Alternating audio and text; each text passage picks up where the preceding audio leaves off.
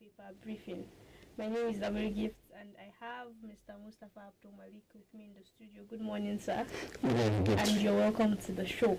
Thank you. This is the show where we give you the headlines that made it to the Nigerian dailies, and then we'll discuss some of these issues with you. So we'll start off with the Punch newspaper.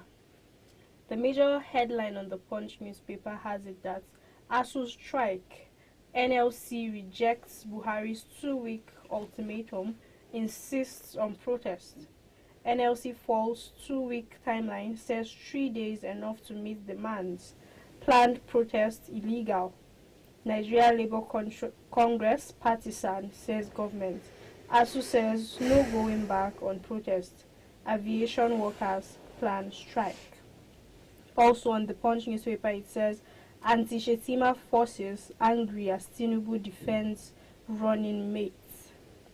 Also it says reps probe lopsided CCN recruitment, summon MD HOS. Moving on, the Guardian newspaper, it says Buhari endorses party's Muslim tickets, confidence of 2023. Amid thunderous applause by party faithful, the All Progressives Congress (APC) yesterday unveiled Senator Kashim Shettima as running mate to its presidential candidate Asiwaju Bola Ahmed Tinubu. The event, however, did not go without controversy arising from the party's Muslim-to-Muslim ticket. The Vanguard newspaper, the major headline here says Muslim-to-Muslim tickets. I've heard you, but I believe in Shettima, Tinubu tells critics. The presidential standard bearer of the ruling All Progressives Congress (APC), Asiwaju Bola Ahmed Tinubu, has again defended his choice of a fellow Muslim, Senator Kashim Shettima, as his running mate, saying though he has heard and read the backlash generated by his decision, he was committed to the joint ticket because he believes in Shettima's competence. The next paper is the Nation newspaper, and it has it that Tinubu on Shettima have made hard best choice. It also says APC presidential candidate says 2023 poll a must win. I won't be vice president to Muslims. Let's join hands with candidates for victory, says party chair. Buhari sure of victory. The Daily Trust newspaper, it has it that Nigerians will vote competence over sentiments, Shettima. Ex-Borno governor's choice hard but best, Tinubu. 11 governors attend unveiling of running mates. 11 others, Lawan, missing. God's willing, you'll succeed, Buhari. Protest at party headquarters over VP candidate choice. The vice presidential candidate of the All Progressives Congress (APC) for the 2023 general poll, Senator Kashim Shettima, has said Nigerians will vote competence over primordial sentiments during the upcoming general elections. Those are the newspaper headlines we have. We'll go on a short break. When we come back, I and Mr. Mustafa will be discussing these headlines with you. Please stay with us.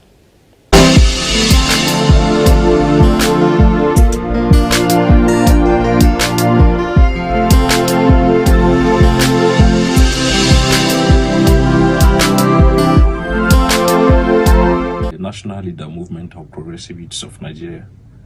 I enjoy the whole world to subscribe to Aspheric TV on YouTube, on Instagram, on Twitter and Facebook. Let us build this big vision together. Thank you.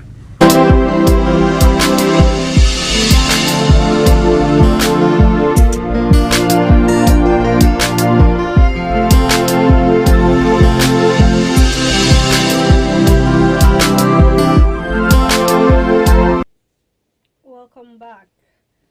So we'll start off with the biggest issue that made it to literally all of the newspapers, which is the APC. They unveiled the running mates for the presidential candidates yesterday. And then amidst confusion and all of that, they still stood by their decision. And this has brought about some controversies. Let's start off with the protest at the party's secretariat. What do you think about all of that? Well, it's unfortunate. It's a sad development that you have a ruling party whereby the ruling party continue to act as if the voices of the minority, let's say I take it as a voices of minority doesn't matter. Minority in the sense that you have a protest at the party secretariat to say, look, we are not comfortable with your running mate, the choice of running mate. This is not the first time. At least for the past few weeks, one of the chieftains in the party, which is former secretary to the government of the federation, Babachi Lawal, consistently he has been protesting regarding the choice of Muslim as a running mate to a fellow Muslim again. So he has been protesting regarding that, and around the country too, voice of wisdom from elders and within the party itself, they have been protesting.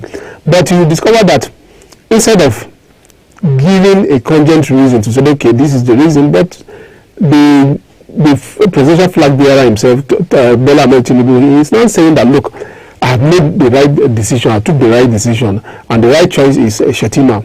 Confidently, he has been saying that, look, you understand? So, to me, it's more or less like arrogance. Arrogance, you see, no matter what, whoever is protesting, you have to give that person that listening ear to hear that person, to hear his complaint, to hear her complaint. But in this case, people have been and a lot of people they have been complaining. If within the party, okay, let's assume that outside the party doesn't matter because it's seen as an internal affair of the party. But within the party now, we are now seeing people coming out to protest to the extent of going to the party secretariat to register their protest. But instead of that, they disregarded them, went ahead, unveiled Shetima. It means they are already set for a showdown, that which is the real election itself. Well, just like we have said yesterday, the party, they have done their own worst. Left for somebody like me, I will say, look, they have played with the destiny of a country because they are a ruling party and they assume that power of incumbency will come into play and it will be at their advantage. And I believe that is where most Nigerians are afraid of. And I believe that's got into their own head to say, look, we have the power of incumbency and we can damn the consequences and still win. The winning is not even about the winning because when you win at all costs, there's consequences. The number one consequences is that in the north here, you discover that north is a peculiar place when it comes to religious harmony, disharmony, lack of trust, distrust here and there, issue of religious faction between the Christians and the Muslims. Even when it comes to the only time that you will not see that coming into play to say, okay, it will become a disunity thing. It's probably maybe they'll meet in the market, they have common interests, they buy things together, and they have that common destiny. Outside that, when it comes to politics, some of us are always afraid because it will end up Muslim-Christian rivalry. That so, and APC, what APC has done now, APC has provided that platform. That's it's like buttressing what has been existing prior to now to say, okay, these people, they are against us, and you are now proving that look, instead of to say, okay, you have a Christian as your running mate, you now decide to pick a fellow Muslim.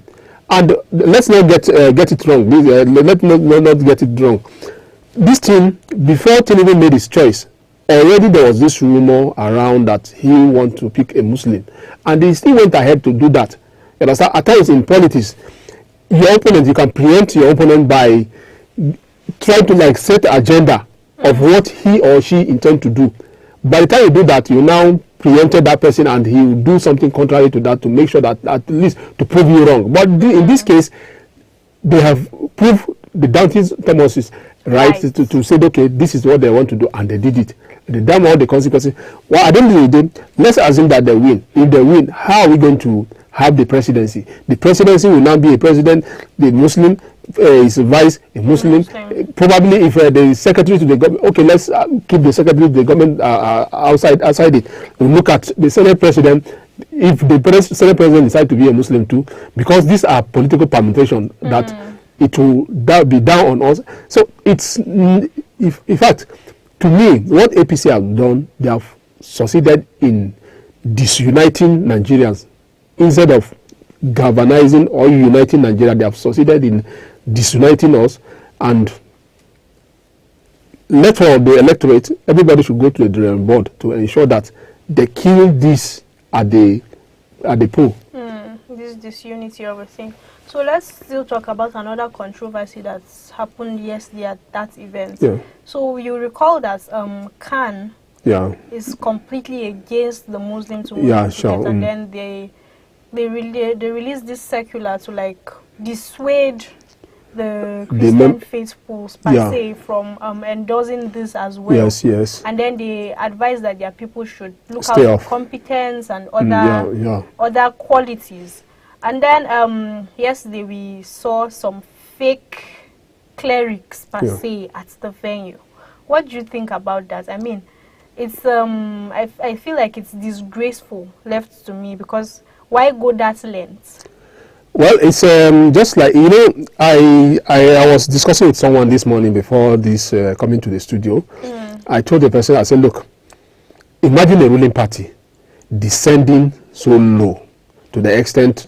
In fact, why are they where we are now? They are where we are now because they refuse to do the needful. They refuse to do and act like a ruling party that at least they are not supposed to go to that level of saying, okay, you pick some persons here. Even let's just take them that they are real clergymen, real clerics. Let's just take them that they are. Do they require their endorsement? Then now they are going outside the cycle now to outside to like clamor for the support of the clerics because they refuse to do what is right. So and now they now go to the extent of acting in a kind of a disgraceful way by picking some people. That is what they are outside there. That is what people are saying, that because Khan has already denied that, look, they did not endorse the Muslim ticket. There are a lot of things indicating that these people are actually fake. The Khan has already issued their own rejoinder to say, look, we are not part of it, and the people there did not represent us. Exactly. Likewise, the Catholic Church too, they have already denounced that to say, look, these people did not like that. So it means, to me, it's like when somebody is at the top, then you are acting as if you are at the bottom. So if there is a party that's supposed to like say, okay, they want to, out of desperation, to say, okay, they want to package something like this, it should be an opposition party. But you have a ruling party now acting so shameful, disgraceful way. You know, to me, it's uncalled for. And it's because they have refused to do what is right, and that is why they are employing these tactics into their politicking, which is wrong.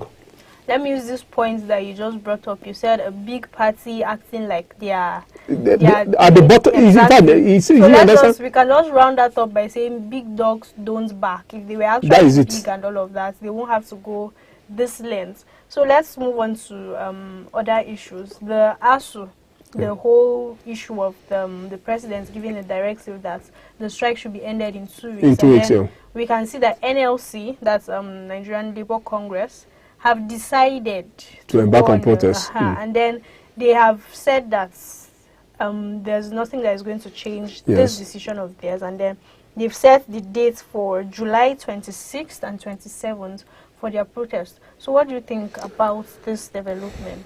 Well, it's really a sad development. We'll just have to say sorry to parents and as well as the students themselves. Well, it's unfortunate. It's just 2 days ago that the president now decided to say, okay, he waded a big stick into this, the ASU strike. He said, okay, the Minister of Education will take over negotiation and ensure that ASU strike is called off in the next 2 weeks. Everything, he just wants everything to be finished in the next 2 weeks.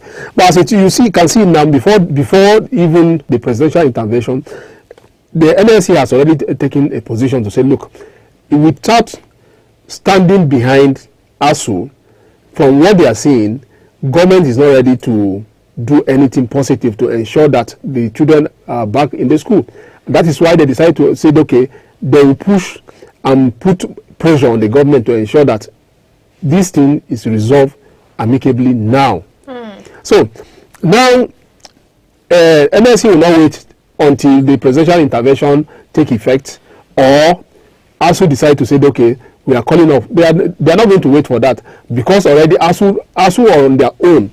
It's like they don't have the confidence in the Minister of Labour, whereby they accuse him of misrepresenting issues before Mr. President. And the Mr. President now decided to say, okay, the Education Minister should take over. Nobody is trying to wait until that presidential directive is being taken into effect. So that is why NLC is decide to go ahead with the protest. If by the time they go ahead with the protest, it will show to the federal government that, look, this thing is serious. And the one thing about protest is not like when people now hit the street, and you understand, we are talking about the consequences at the international level. If it doesn't bother them within Nigeria here, what about the international media carrying that, look, so protest is going on in Nigeria? And one of the major problems with protests in Nigeria, you don't know who and who, because take for instance like endorsers protest that started from Lagos, eventually it now snowballed to some other cities around the country, and it was going on like that until that military intervention, which up to today nobody have already clarified whether there was death or that, because government is saying that, look, no massacre, and the protesters on their own are saying there was massacre. So this is why protest is not something that government like to have in place, because the starting is what you know, how it will end you don't know. So I believe that President Muhammadu Buhari at this point in time would not like to have that kind of, in fact, since his administration, he has never for once tolerated protest of any kind. So, and I believe he will not like that protest to take place now. So it's not left for Minister of Education, because the onus is already on his own shoulder now, based on the directive by the Mr. President. It's no longer an exclusive result of the Minister of Labour anymore. So time is running out. If you don't want this protest to happen, at least they still have a day or two before the set date.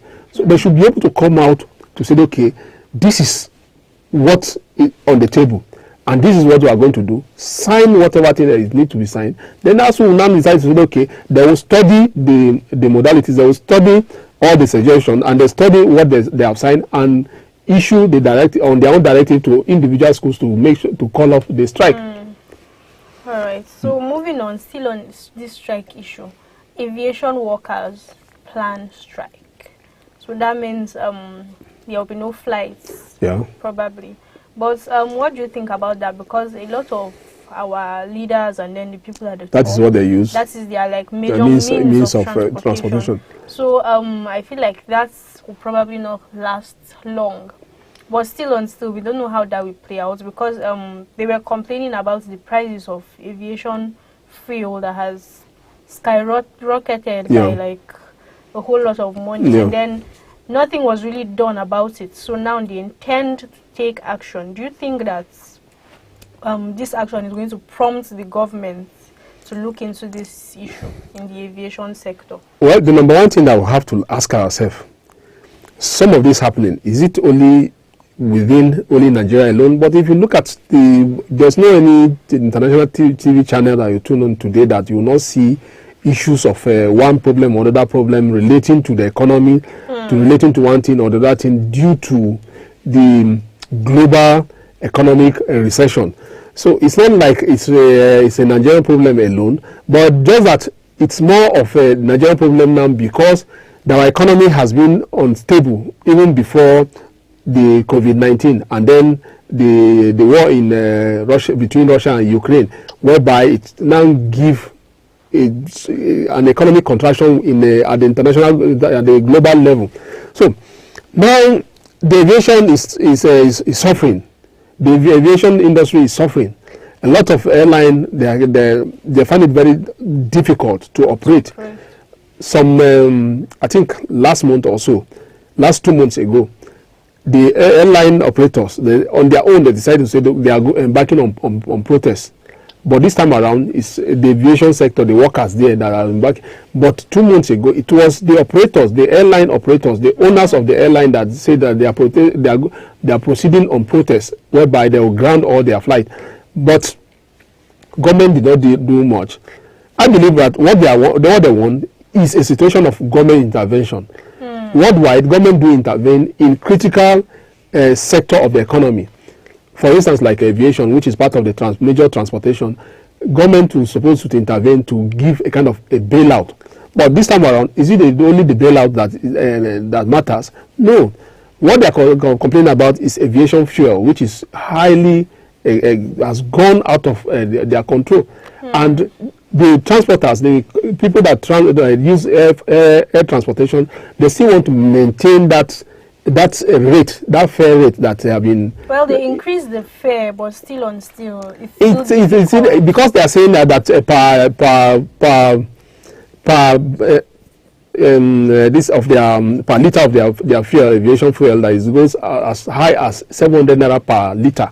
Just 1 liter. Just 1 liter, and you expect an airline to cough out a lot of money for a particular fly a particular route. Aviation fuel finishing while the in fact, they won't even take that risk of that, but they are looking at it from the aspect of business venture, whereby you look at the cost of doing business, because the cost of doing business is becoming too high, eating what's supposed to be their profit.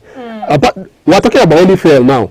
What about the maintenance, cost of maintenance? And Nigeria has this, Nigeria aviation industry has this, they have been dealing with this problem for a very long time, that airline operators don't maintain that regular maintenance of their fleet. They don't carry it along always, because of cost of maintenance and spare parts, which they have been suffering it. But I believe that there's no way that we will have a functioning system if we don't have a functioning aviation sector. So government should look into it. Government should intervene. In fact, they have tried. You understand?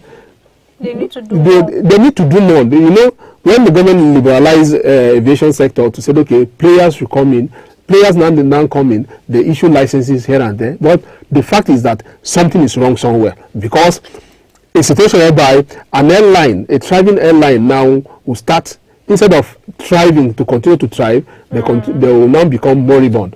Just 2 days ago, I read about one of the major private airline, aero contractors. Now they have issued that they are going out of business for some time. Although they give one excuse here and there that they will just go to a kind of rebrand and come out. No, you discover that any business venture will be bold enough to tell its customers to say, look, we are going out of business. So they will only use one excuse or other excuse to to push their statement out. So there's no two ways. Aviation sector is critical. Government should not wait until we get to that level whereby our plane will start falling down from the sky, and you understand, crashes in the long for some time now. So let it not happen. Now that they are complaining, the Minister of Aviation should give the Mr. President the right advice, and they should put head together to work out a solution whereby to avert that situation whereby Nigeria will now start recording air mishap here and there. All right, let's move on to the power sector. Yesterday, there was like complete blackout as the power grid collapsed once more. Some papers recorded. Some papers said it's for the 6th time. Others are saying it's for the 7th time. So it's either between the number 6 and the number 7. So this has happened in just a short span of time, not many months apart. What do you have to say about this? What should the government do to bring about a lasting solution to this particular issue? We can't have the power grid collapsing all the time like this. This just goes to show that it's getting weaker and weaker.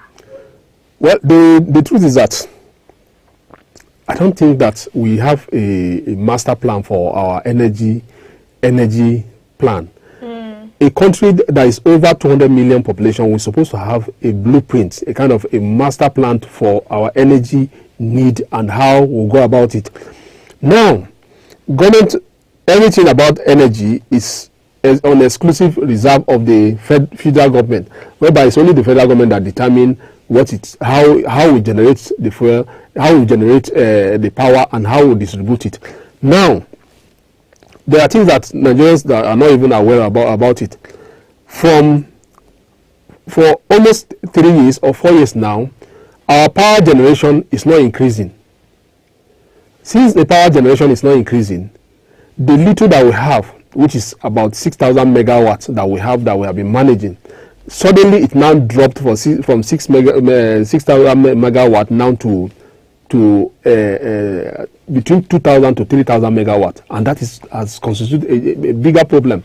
So, coming to the aspect of the distribution, you discover that some communities that are, or states that house or host the generating company, they don't have the light to use. Then a whole lot of problem here and there, and then now we are having total collapse. In fact, it's a shameful act to say, okay, in 21st century, Nigeria, the most populous country in the black country in the world, they don't have light. It's a shameful act. And when you don't have light, take it from the angle of individual consumers of light. It means you won't be able to use light in your house. That apart, that is not even a bigger problem. The bigger problem is industries, because no economy survive without thriving industries. The industries will pack up. Some of them are like, they have their own independent power generation plants, and they have been just like what is happening in the aviation sector. You now discover that an industry is spending much to buy diesel to run their this is coming at a time where the price of diesel is the high side. So the only way they could mitigate that is that little supply of light from the power holding. But eventually now everything collapsed. Now some places will not. It means we have not really have that solution to our energy need. The only solution that I have seen so far is that Nigeria is too big. We shouldn't tell ourselves lie. If so we continue, find alternative sources of power. It's not like having an alternative. The fact is that there is more or less like a constitutional issue whereby everything is now lumped into exclusive list, whereby it's only the federal government that can determine how we generate light, how we share it. It's not supposed to be so. It's high time that, look, our constitution should be amended in a situation whereby a state can decide to say, okay, take for instance like a Plateau state to say, okay, Plateau can decide to carry out a head count enumeration to say, we have 2 million people. As we have 2 million people, in just alone, we have social industry, we have this, we have that, and this is our energy need. And if we can have that energy need, you decided to say, okay, this is how to generate our energy on our own within the state. So that if they can have surplus, they can say, okay, Bauchi is closer to us. We will supply you light, and you give us back this in return. Revenue. Which will bring revenue, but you discover that the problem in Nigeria is that we believe that by the time we develop power, we make our component unit more independent. By the time we do that, Nigeria will cease to be. That is the fear. Because we fear the unknown, or we fear disintegration, we are failing to do what is right, that will save us out of problem, that will make Nigeria a prosperous country. That is the problem, the challenges we are facing. I think this this solution of yours is feasible, because it's a part of. I was part of, in 2006. In 2006, I was at a seminar in Rivers on this energy seminar, and part of the recommendation they made. So several pundits they speak, and they made recommendations. Say, look, it's high time we have independent power project here and there. That was 2006. 2006 till now, nothing has been done, and you discover that this is how we continue to be moving from one decade to another decade, and we keep on recording this power collapse. You see, what are we talking about? For 1 decade, which is 10 years, we could not add a good, at least 10,000 megawatts into we already have. And the country keeps growing. And we keep on growing the population. In fact, we are recording population explosion every year. So, and we don't, if we don't plan for the future, Nigeria will continue to move in this direction, and we continue to record these challenges. It's like every day we like these challenges. We say it collapse. People in Abuja here, they are even enjoying. You understand? Because it's a federal capital whereby they will make sure that the light must be there. True. All right, there you have it. The issues that made it to the Nigerian dailies today. Thanks for joining us, Mr. Mustafa. Thank you for doing the show with me. My name is Daburu Gift. Please subscribe to our YouTube channel. We are Aspheric TV on YouTube, and also follow us on our social media platforms. On Instagram and Twitter, we are Aspheric News, and on Facebook, it's official Aspheric News. Thanks for watching. Bye.